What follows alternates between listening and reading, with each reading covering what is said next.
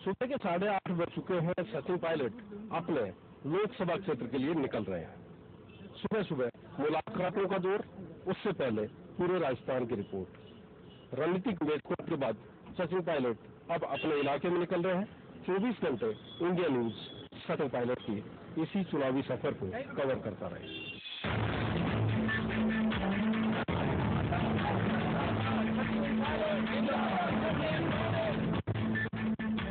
महज 36 साल के सचिन पायलट MBA ग्रेजुएट, मगर सियासत DNA में होने की वजह से बिजनेस सूट के बजाय कुर्ता पायजामा पहनकर लोगों के बीच रहने का फैसला किया। मगर कॉर्पोरेट जगत से खुद को पायलट पूरी तरह अलग नहीं कर पाए और उनकी काबिलियत को देखते हुए UPA सरकार ने उन्हें कॉर्पोरेट अफेयर्स का राज्य मंत्री बनाया। पिता राजेश पायलट की सियासी विरासत और 5 साल में अजमेर के लिए किए अपने काम के दम पर 36 साल का यह नौजवान चेहरा दूसरी बार मैदान में है। मगर इस बार चुनौती बड़ी।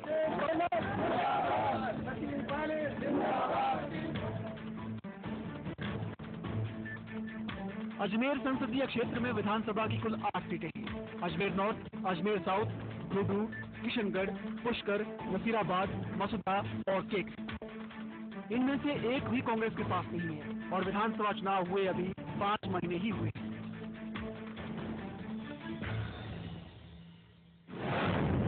सचिन पूरे राजस्थान में कांग्रेस के लिए प्रचार करते हैं और साथ ही जगह जगह का फीडबैक लेते हुए अपने लोकसभा क्षेत्र को देखते हैं।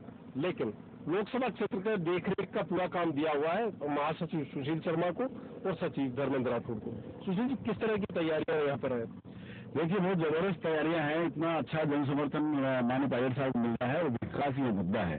सारी चीजें गुण है। जिस तरह का डेवलपमेंट अजमेर में पिछले 65 साल में नहीं हुआ, 5 साल के अंदर जो अजमेर जिले की जो पहचान नेशनल लेवल पे हुई है और वो सचिन पायलट जी की वजह से हुई है। लोकसभा क्षेत्र के बारे में और अब जो सचिन पायलट 5 साल में बने हैं, केंद्रीय विश्वविद्यालय यहाँ का बहुत बड़ा इश्यू है, क्योंकि युवाओं को ये लगा है कि हमारे को एजुकेशन में इससे बड़ा क्या सौगात हो सकती है।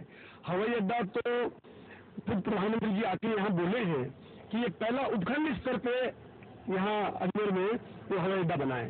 तो यहाँ डेवलपमेंट का इश्यू वास्तव में बहुत सीरियस है और युवाओं में इनका जबरदस्त आकर्षण है। ये सारे मुद्दे हैं, यानी विकास के मुद्दे पर सवार होकर निकल रहे हैं कांग्रेस के जूनियर पायलट, पूर्व केंद्रीय मंत्री स्वर्गीय राजेश पायलट के पुत्र सचिन पायलट, जो टीम राहुल के सदस्य हैं। तो राजस्थान में कांग्रेस की कमान इसी पायलट को सौंपी गई है।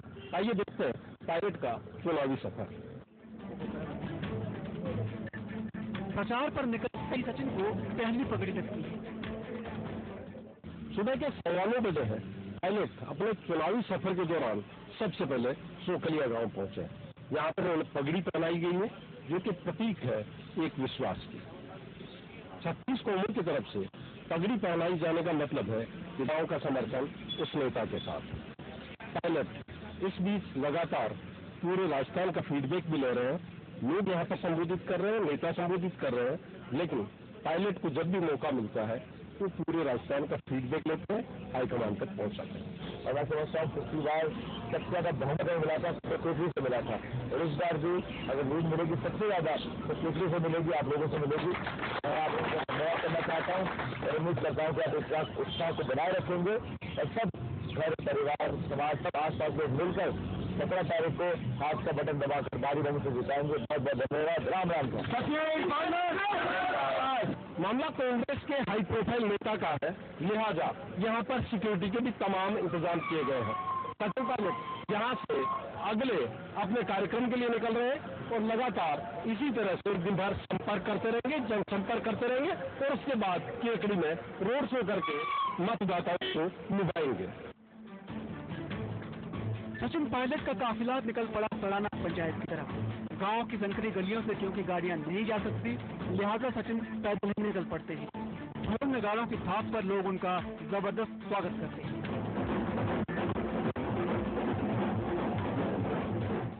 सुबह के 9:15 बज चुके हैं। सचिन पायलट सराना पंचायत में पहुंच चुके हैं। यहाँ पर 5000 की आबादी है और सचिन पायलट को लेकर किस तरह का उत्साह इस ग्राम पंचायत में है, उसका अंदाज आपको यहाँ पर बजते डीजे और लगातार उनका पीछा करती भीड़ से लग गया होगा। सचिन पायलट को एक बार फिर यहाँ पर पगड़ी पहनाई गई है, जो कि प्रतीक है सम्मान की, आस्था की, विश्वास की। ये जो उत्साह है, जिस तरह से लोग 8 साल से लेकर 60 साल तक के यहाँ पर जुड़ते नजर आ रहे हैं, कितना रक्त संचार करेगी पार्टी? मेरा ऐसा मानना है कि इस क्षेत्र की जनता से हम लोगों का बहुत गहरा संबंध बना है। 5 सालों में लोगों के दुख सुख हम भागीदार रहे और यहाँ पर ग्रामीण क्षेत्र, शहरी क्षेत्र, हर तबके के लोगों को हमने साथ रहकर विकास के काम कराए हैं। जनता समझदार है, वो जानती है कि कौन वास्तविकता में लोगों की प्रगति के लिए मेहनत करता है। इसलिए आज जुड़ाव आप देख रहे हैं, जो उत्साह आप देख रहे हैं, ये हमारे कार्यकर्ताओं और जनता की मेहनत है। और मुझे लगता है कि जो प्रचार हम लोग कर रहे हैं उसमें हमें सफलता मिलेगी, न सिर्फ अजमेर जिले में लेकिन राजस्थान भर में। आज माहौल बदला है, 4 महीने की सरकार ने तो ज्यादा उम्मीदों पर खड़ा नहीं कर पाई है, इसलिए मुझे लगता है कि कांग्रेस के पक्ष में अच्छा बेहतर माहौल है। तो इसको जुड़ाव को किस रूप में देखते हैं?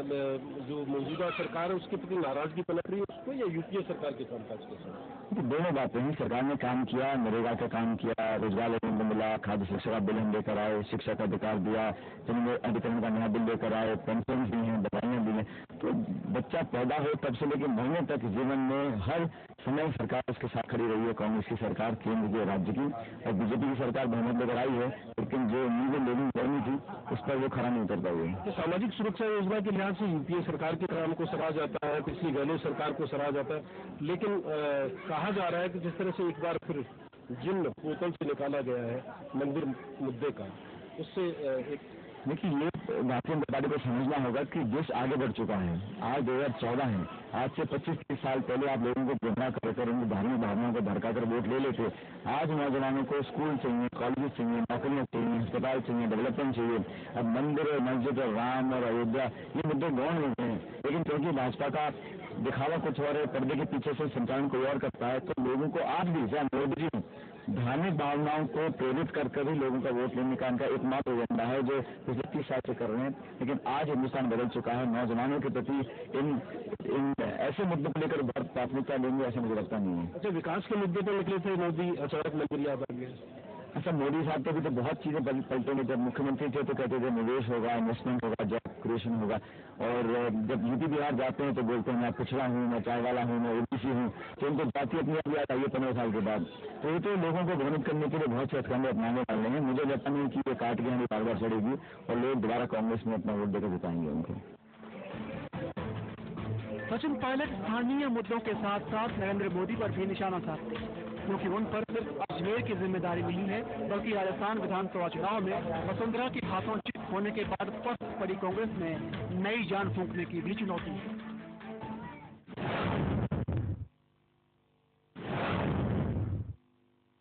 टीम राहुल के अहम सदस्य सचिन पायलट के लिए ये बड़ी चुनौती है, क्योंकि बीजेपी 163 सीटों पर जीत के बाद एक बार फिर टारगेट 25 का नारा दोहरा रही है। सचिन जी, लगातार हम देख रहे हैं कि लोगों का समर्थन जिस तरह से मिल रहा है, ये सिर्फ अकेले अजमेर कॉन्स्टिट्यूएंसी की स्थिति है या बाकी जगह भी कांग्रेस बाहर कर रही है? मेरा मानना है कि पिछले 4 महीने में एक बदलाव आया है, और जिन लोकसभा क्षेत्र में मैं तक गया हूँ प्रचार करने के लिए, दौसा, अलवर, सीकर, झुंझुनू, जयपुर ग्रामीण, इन तमाम क्षेत्रों में हमने सभाएं करी हैं और बड़ी कामयाब सभाएं हुई हैं। लोगों का मन 4 महीने में बदला है, और ये बहुत विचित्र बात है कि सरकार इतनी जल्दी लोगों का विश्वास खो गई है, और जनमानस कांग्रेस के पक्ष में है। अजमेर के अंदर भी मुझे लगता है कि पहले से ज्यादा स्थिति कांग्रेस पार्टी की मजबूत है, और हम निश्चित रूप से बहुत अच्छा प्रदर्शन करेंगे लोकसभा चुनाव के परिणाम आएंगे। पूरी राजस्थान का तो लगातार एक फीडबैक आ रहा है, आपके फादर स्वर्गीय राजेश पायलट साहब का प्रभाव रहा, आप खुद भी वहाँ पर लगातार एक्टिव रहे, आपकी वजह से धौलपुर करौली में जो बेहतर परफॉर्मेंस हुआ कांग्रेस को उस स्थिति में भी मिली। बाकी राजस्थान की क्या?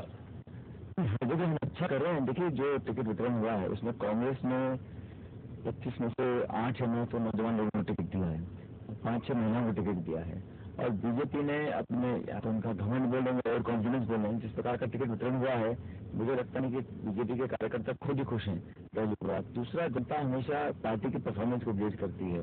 हम चुनाव हारे जरूर हैं, लेकिन कांग्रेस पार्टी की स्कीम्स को, हमारे प्रोग्राम्स को जनता ने पसंद किया।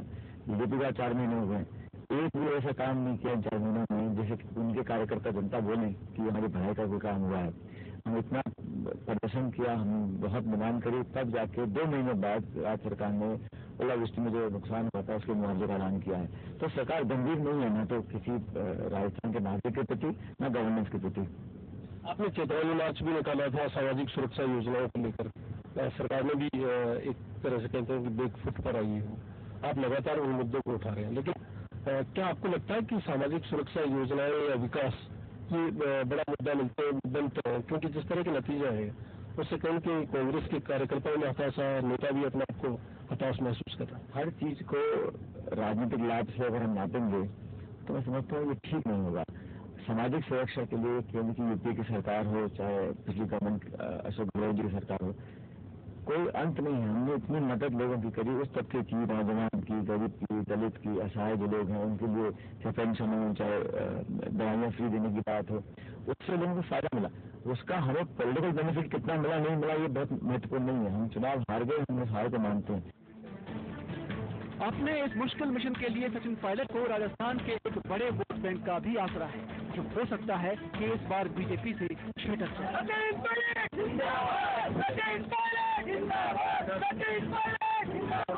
सामंती परिवेश वाले राजस्थान में किले महल सिर्फ सेनानियों को नहीं लुभाते बल्कि राजनीतिक दिशा भी तय करते हैं।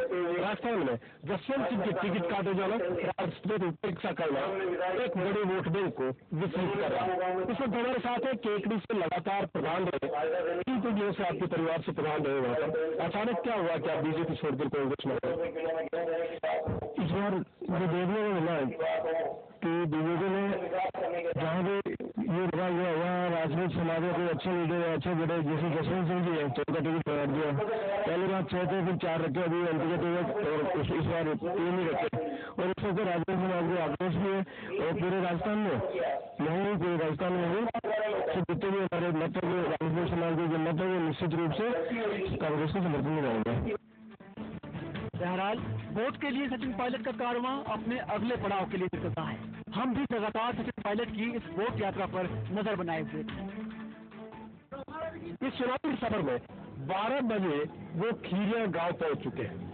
गांवों में जिस पार्टी के झंडे ज्यादा हो उसी का आधार माना जाता है, और उस लिहाज से कहें तो सचिन पायलट यहाँ पर कुछ बढ़त बनाए नजर आते हैं। हालांकि इसी इलाके के रहने वाले प्रोफेसर सावला आजाद बीजेपी के उम्मीदवार हैं, इसी इलाके से वो विधायक रहे हैं और अभी वसुंधरा सरकार में काबीना मंत्री है। बीजेपी की जो भी केंद्र पार्लियामेंट चुनाव में उनका मन बिल्कुल नहीं सुने करने का प्रचार करते हुए उनका की भाषा, लेकिन पुराने नेता इज्जत करता है, मेरा उनसे कोई विरोध नहीं। प्रदेश अध्यक्ष के बतौर सचिन पायलट जब पूरे राजस्थान का दौरा करते हैं तो यूपीए सरकार के काम को याद दिलाते हैं, और जब अपने इलाके में आते हैं तो किशनगढ़ में एयरपोर्ट के शिलान्यास की बात कहते हैं और साथ ही याद दिलाते हैं कि उनकी वजह से 900 करोड़ रुपए की अजमेर से सवाई माधोपुर रेल लाइन स्वीकृत हुई है, जिसका सर्वे जल्द ही शुरू हो जाएगा। पायलट इन मुद्दों को इसलिए याद दिला रहे हैं ताकि वोट विकास के नाम पर पड़े और उनकी जीत तय हो। लेकिन पायलट के लिए मुश्किल ये है कि मुख्यमंत्री वसुंधरा राजे ने भी यहाँ पर पूरी तरह से पड़ाव डाल दिया है। वो अब तक 2 बार यहाँ पर आ चुकी है और जल्द ही एक बार फिर अजमेर संसदीय क्षेत्र का दौरा करें। 3 मीटिंग अब तक ले चुकी है मुख्यमंत्री वसुंधरा राजे आपकी कॉन्स्टिट्यूंसी में। माना जा रहा है कि आपको घेरा जा रहा था कि आप दूसरी जगह नहीं प्रचार कर पाए। ऐसा एक घेरने की कोशिश करें, उनका स्वागत है। और मुख्यमंत्री तो पड़ोसी मुख्यमंत्री हैं, वो 3 बार आए, 13 बार आए, 30 बार आए, उनको अच्छी छूट है। हर बार मीटिंग करती हैं, वो मीटिंग कितनी कामयाब होती है जनता जानती है। और यहाँ पर आके जो स्टेटमेंट वो देती हैं उसको लोग कितना गंभीरता से ले रहे हैं ये भी वो मेरे ख्याल समझ गए होंगे अब तक। लेकिन पूरा पुलिस प्रशासन, बीजेपी की पूरी सरकार पूरे दमखम के साथ अजमेर में यहाँ प्रचार कर रही है और इस कोशिश में है कि यहाँ कांग्रेस ना जीते। लेकिन जितनी भी कोशिश करेंगे उतना कांग्रेस की स्थिति और मजबूत होती जा रही है। और यहाँ तक मुझे घेरने की बात है, ये कोई कबड्डी का मैच नहीं कि घेरना है। मैं प्रदेश अध्यक्ष हूँ तो निश्चित रूप से मुझे पूरे प्रदेश में प्रचार करना है और मैं 7-8 जगह जा चुका हूँ। 10 तारीख को 2-3 जगह जाएंगे। लगातार मेरे दौरे बन रहे हैं और मैं अपने प्रत्याशियों के लिए वोट मांगने हर जगह जा रहा हूँ। आपकी डिमांड टोंक सवाई माधोपुर से भी थी, भीलवाड़ा से भी थी, जयपुर ग्रामीण से भी थी, यहाँ से आखिर तक एक संशय बना रहा कि सचिन पायलट कहाँ से चुनाव लड़ेंगे। आपको लग रहा है कि उसका कहीं नुकसान? देखिए, मैं 5 साल यहाँ MP रहा, मंत्री रहा और यहाँ मैंने अपना काम किया। मेरा कहीं और से चुनाव लड़ने का सवाल ही नहीं उठता था। अगर मुझे कोई कार्यकर्ता या पार्टी के कुछ वर्कर्स किसी और जिले के आके बोलते हैं कि आप यहाँ से उम्मीदवारी रखिए अपनी, तो पार्टी अध्यक्ष होने के नाते मैं उनका मुंह तो नहीं फेर सकता। मैं उनके आवेदन को चुपचाप रखा, लेकिन मैं पार्टी अध्यक्ष हूँ। मैं अपने चुनाव क्षेत्र की घोषणा से पहले कर दूं सबसे पहले, और बाकी जो पार्टी के लिए सब बाद में आए। हमारी प्रक्रिया होती है। जब कांग्रेस अध्यक्ष के साथ हमारी सभा मीटिंग हुई तो मैंने साफ साफ कहा, मैंने कहा अगर मैं कहीं से चुनाव लड़ूंगा तो अजमेर से लड़ूंगा, लेकिन अगर कोई 2, 4, 6, 8 जिले के लोग कुछ मांग करते हैं मेरी उम्मीदवारी की, तो उनका तो मुंह बंद नहीं कर सकते हम लोग। लेकिन मेरा कमिटमेंट अजमेर की जनता के प्रति है। 5 साल पहले इन्होंने जिताकर मुझे भेजा, हमने खूब काम किया, और आज भी अगर वोट मांग रहा हूँ मैं तो अपने काम को दम पर मांग रहा हूँ। झूठे आश्वासन और भविष्य के बादों पर नहीं मांग रहा हूँ। 120 करोड़ लोग देश में रहते हैं। विकास का मुद्दा एक तरफ है, मगर ये पायलट भी जानते हैं कि राजस्थान की सियासत इससे इतर भी तय होती है। फिर बात चाहे जाति की हो या फिर पंचायतों की, ये यहाँ के समाज का अहम हिस्सा है। ये पूरा इलाका जुड़ेगा रेल।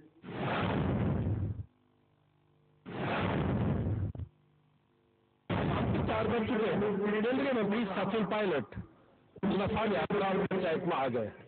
अजमेर लोकसभा क्षेत्र लफाड़िया ग्राम पंचायत के इस मंच पर सब कुछ में पंचायत नाप तोल कर लेती है, प्रतिकार करती है। लेकिन यहाँ पर जो भी लोग बैठे हैं वो पंच पटेल है, और पंच पटेल ही फैसले लेते हैं किस तरह से किसके समर्थन में उनका मतदान होगा। तमाम लोग यहाँ पर मौजूद हैं। आप देख सकते हैं पूरे के पूरे गाँव में महिलाएं बड़ी तादाद में यहाँ पर नौजवान बुजुर्ग यहाँ पर मौजूद है। तमाम गांव और कस्बों से गुजरते हुए सचिन पायलट का चुनावी कारवां अब केकड़ी पहुंच चुका है। सांझे 5 बज चुके हैं। सचिन पायलट केकड़ी के ब्लॉक कांग्रेस कार्यालय में पहुंच गए। थोड़ी देर वो अपने कार्यकर्ताओं से बात करेंगे, उनको संबोधित करेंगे, और उसके बाद रोड शो पर निकलेंगे। ये इलाका इसलिए महत्वपूर्ण है क्योंकि यहाँ पर करीब 30,000 मतदाता है, जो कि कांग्रेस और बीजेपी का भाग्य तय करेंगे। रोड शो के दौरान ही सचिन पायलट को गुड़ और मिश्री से तोला गया। अजमेर संसदीय सीट के विधानसभा क्षेत्र में सचिन पायलट रोड शो करने पड़ेगा। आप देख सकते हैं किस तरह से लोगों की यहाँ पर भीड़ लगी हुई है। ये भीड़ समाज के लोगों की हो सकती है और मतदाताओं की। ये समाज की मतदाता है या नहीं, मतदाता में के वक्त ही पता चलेगा कि इसका मतलब किसके पक्ष में है। खुला जो उत्साह है वो अपना है सचिन पायलट को डिसाइड करने के लिए काफी। पगड़ी, फूलों के हार और तराजू में तोलने का यह सिलसिला लगातार चलता रहा। सूरज भी अब विदाई की धूप बिखेर रहा था, मगर वोटों के लिए पायलट की उड़ान जारी थी। हर वोट तक पहुंचने की ललक अंधेरे में भी सफर करने को प्रेरित करती रहती है। रास्ते में दलितों के लिए अहम बाबा रामदेव यानी रामसा पीर का मंदिर पड़ता है, लिहाजा वोट बैंक को साधने के लिए यहाँ भी रुकना जरूरी था। केंद्रीय मंत्री सचिन पायलट आज के चुनावी सफर में सरवाड़ पहुंचने के बाद सबसे पहले सामाजिक न्याय के अग्रदूत बाबा रामदेव, जिन्हें रामसा पीर भी कहा जाता है, उनके मंदिर में पहुंचे और अब ख्वाजा फखरुद्दीन चिश्ती की दरगाह पर मन्नत मांगने पहुंचे हैं। खास बात ये कि फखरुद्दीन चिश्ती ख्वाजा गरीब नवाज के बड़े शहजादे थे, साहिबजादे थे, और उन्हीं की ये दरगाह है। कहते हैं कि यहाँ जो भी आता है वो खाली हाथ नहीं जाता है। क्या संदेश देना चाह रहे हैं? ये सब हमारे यहाँ पर पुरानी संस्कृति है। अलग अलग धर्म के लोग रहते हैं, हर एक की आस्था अलग अलग, अल्लाह में है, भगवान में है, जीसस में है। तो जहाँ जहाँ लोग जाते हैं मत्था टेकते हैं, श्रद्धा है, मांग मांगते हैं, और सबसे मुलाकात होती है। हम दुआ करते हैं अमन चैन की, शांति की। आपको उम्मीद है कि आपकी मन्नत पूरी होगी? जो जिस तरह से आप पर भरोसा जताया गया राहुल गांधी की तरफ से, पूरी कांग्रेस आपकी तरफ उम्मीद से देख ली। मेरी आदत है, मैं व्यक्तिगत मन्नत नहीं मानता हूँ। मैं समाज के लिए, क्षेत्र के लिए, देश के लिए, सब लोगों के लिए अमन चैन शांति बरकरार रहे, वो सबसे बड़ा तोहफा है। बाकी सियासत में क्या होता है नहीं होता, हार जीत पॉलिटिक्स अपनी जगह है। पूरे दिन के चुनावी सफर के बाद सचिन पायलट का ये अंतिम पड़ाव है। अभी वो अपने चुनाव कार्यालय का उद्घाटन करेंगे और उसके बाद अगले दिन के चुनावी सफर के लिए आराम करने निकल जाएंगे। सचिन पायलट रात दिन लगभग न केवल अपने लोकसभा क्षेत्र को बचाना चाहते हैं, बल्कि कांग्रेस की कोई भी हिम्मत भी जुटाना चाहते हैं। कैमरा पर्सन राहुल चौहान के साथ सुभाष चक्रावत, सरवाड़। कुछ दिनों बाद पानी के लिए इतनी दूर आकर पैर नहीं तुड़वाने पड़ेंगे। चूड़ी, तेरे ससुराल से डोली आने वाली है क्या? पानी हमारे पास आने वाला है, अच्छे दिन आने वाले हैं। सही मोदी जी को जिताएंगे, भाजपा को बहुमत दिलाएंगे, तभी तो अच्छे दिन आएंगे। कमल का बटन दबाएंगे, भाजपा जिताएंगे। पूरी फैमिली को पैसे बचाने की हैबिट हो गई है। पहले ना छोटों के लिए वीडियो गेम्स लाके दिया, मैच में फेल हुआ, फिर भी बड़ा टीवी भी लिया, पर वॉशिंग मशीन मैडम आस्किंग तो नो, मैं आस्किंगी ना तो क्लिक क्लिक। Snapdeal.com पे लॉगिन करो और समर इलेक्ट्रॉनिक सेल में पूरे महीने पैसे बचाओ। Snapdeal.com, बचाते रहो। खेचड़ी धार मरुस्थल में पाया जाने वाला अत्यंत उपयोगी वृक्ष है। खेजड़ी वृक्ष जेठ महीने में भी हरा रहता है। ये पेड़ रेगिस्तान में छाया, खाने के लिए चारा, फल फूल और लकड़ी देने जैसी कई उपयोगिता के कारण विख्यात है।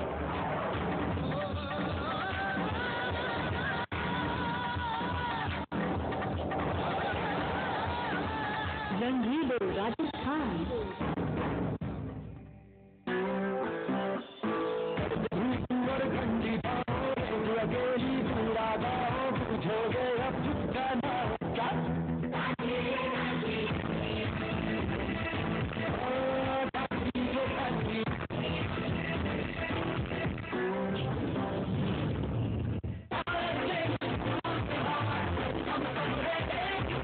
है भारत के मजबूत हाथ। महिलाओं को मिलेगा जीविका के लिए 1 लाख रुपए तक का आसान लोन और उनकी सुरक्षा के लिए पुलिस फोर्स में होगी 25% महिलाएं। कांग्रेस की टीम है आपके साथ। हर हाथ शक्ति, हर हाथ तरक्की। खड़े, चलो दीवार पर निबंध सुना। दीवारों 2 प्रकार की होती है, अच्छी दीवार और बुरी दीवार। जरा सही से एक्सप्लेन करो। मेरा फ्रेंड है इकबाल, जो बहुत अच्छा क्रिकेट खेलता है, लेकिन मैम अब हम मुझसे क्रिकेट नहीं खेलता। ताऊ जी कहते हैं कि उसके इसमें एक दीवार खड़ी हो गई है जो मुझे बिल्कुल भी नजर नहीं आती। तोड़ देनी चाहिए वो दीवारें जो हमें दरारें पैदा करे, और मजबूत दीवारों के लिए सिर्फ अंबुजा सीमेंट। हाँ, राजस्थान में भारत पाक सीमा तक फैला थार मरुस्थल भारतीय उप महाद्वीप में एक लौता रेगिस्तान है।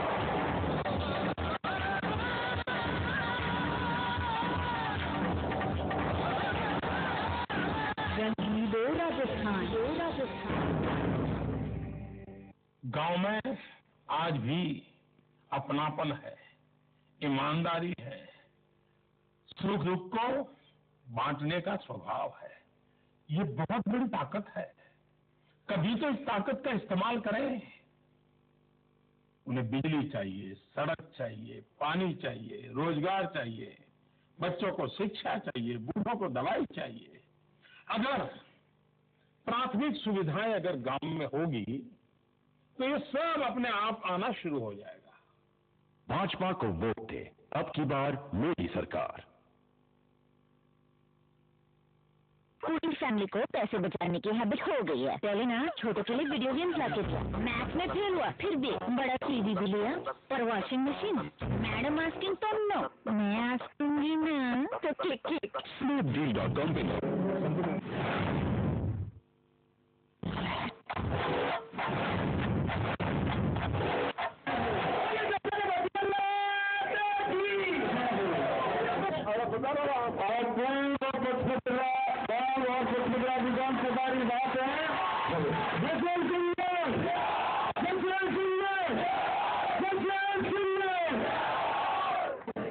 माहौल के बीच बिजली गुल हो जाती है तो उसके भी अपने राजनीतिक मायने होते हैं। लोगों को लगता है कि जब भी भीड़ जुटती है जसवंत सिंह के समर्थन में तो इसी तरह से बिजली उल्टी जाती है। क्या आप कह रहे थे, क्या अनुभव रहा? हमारा ये अनुभव है कि इस बिल को देख करके सरकार बहुत घबरा गई है और हम जहां भी रात को जाते हैं, हम सभाएं करते हैं, अमूमन ऐसा होता है कि लाइट गुल हो जाती है और उसी से हम हमारा जो निशान है वो टॉर्च है, बैटरी से उजाला करके लोगों को ये बताना चाहते हैं कि उजाले के माध्यम से हम पूरे देश को खासकर बाड़मेर जैसलमेर को उजागर करेंगे, उजाला लाएंगे और सुख समृद्धि लाएंगे। इसी वजह से हम टॉर्च का निशान है और टॉर्च से हम लोगों को रोशनी दिखा रहे हैं। अच्छा, आपको नहीं लग रहा कि अगर ऐसा है, इस पर विश्वास नहीं किया जाता कि बिजली जानबूझकर गुल की जाती है, अगर ऐसा है तो क्या आपको लगता है कि आपका जो चुनाव चिन्ह है जसवंत सिंह का टॉर्च, उसके लिए राह आसान कर रही सरकार? बिल्कुल राह आसान करेगी। टॉर्च हमको बहुत अच्छा निशान मिला है, जिससे कि यहाँ की बाड़मेर जैसलमेर की जो जनता है हर चीज से, पानी बिजली समस्याओं से घिर रही है और उसी तरीके से हम ये माध्यम से, टॉर्च के माध्यम से हम हर आम जनता तक पहुंचाएंगे और हर आदमी को जनता से टॉर्च से निशाना करके रोशनी प्रदान करेंगे। यहाँ जब लाइट गई है तो आप देख सकते हैं कि इस टॉर्च को सामने कर दिया गया है। टॉर्च जो कि चुनाव चिन्ह है जसवंत सिंह का, उसके जरिए वो चेहरे भी बेनकाब करना चाहती है और दूर तक इस टॉर्च की रोशनी में ये भी दिखाना चाहती है कि भीड़ किस तरह से यहाँ पर आई हुई है। ये टॉर्च प्रतीक है रोशनी का, लेकिन यहाँ पर जब सियासी मुद्दा बन गया है बिजली का बार बार इस तरह सभाओं के बीच जाना, तब यही टॉर्च एक प्रचार का जरिया भी बनती है। जसवंत सिंह इस टॉर्च की रोशनी में अपने समर्थकों को तो देख सकते हैं, लेकिन ये रोशनी उन्हें संसद तक ले जा पाएगी या नहीं, ये 17 तारीख को तय होगा, क्योंकि उत्साह यहाँ पर नजर आता है, लेकिन उत्साह में और मतदान में बड़ा फर्क होता है। फिलहाल टॉर्च कारगर साबित हो रही है लोगों को दिखाने के लिए, भीड़ दिखाने के लिए। आप देख सकते हैं कि इसी टॉर्च को लेकर जसवंत सिंह लगातार प्रचार कर रहे हैं।